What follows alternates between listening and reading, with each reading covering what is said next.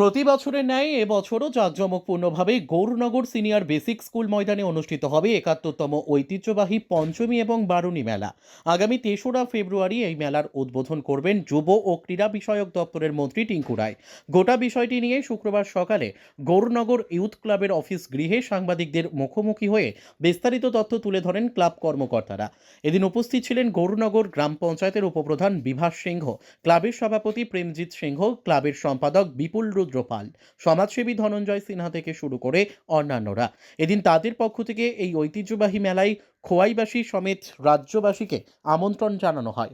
আর এবারে আমরা আরও ভালোভাবে সুন্দর করে 2 দিন ব্যাপী আমরা 3রা ফেব্রুয়ারি আর 4টা ফেব্রুয়ারি আমরা 2 দিন ব্যাপী আমরা অনুষ্ঠানের আয়োজন করা হয়েছে। আর মূলত এখানে বিভিন্ন সম্প্রদায়ের লোক আমাদের সমাগম হয় এই মেলাতে। তার জন্য আমরা সাংবাদিক ভাই আজকে আপনারা যারা আছেন আপনাদেরকে আমার অন্তঃস্থল থেকে ধন্যবাদ জ্ঞাপন করছি।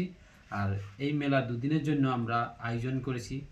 প্রথম দিনে আমরা বিভিন্ন রকম সাংস্কৃতিক অনুষ্ঠান, আর আমাদের honourable minister youth and sport and youth affairs minister উপস্থিত থাকবেন চিফ গেস্ট হিসাবে। আর আমাদের খোয়াইয়ের চেয়ারম্যান শ্রীমতী টিঙ্কু ভট্টাচার্য মহাশয়াও থাকবেন উপস্থিত। আর দ্বিতীয় দিনে আমরা একটা মনোরঞ্জন, একটা গানের অনুষ্ঠানও আয়োজন করেছি। আগরতলা থেকে ককবরক বাংলা হিন্দি সবাই পরিবেশন করবেন এখানে। আর আমি সবার এই যে ত্রিপুরা রাজ্যের এবং খোয়াইয়ের সাব ডিভিশনের যারা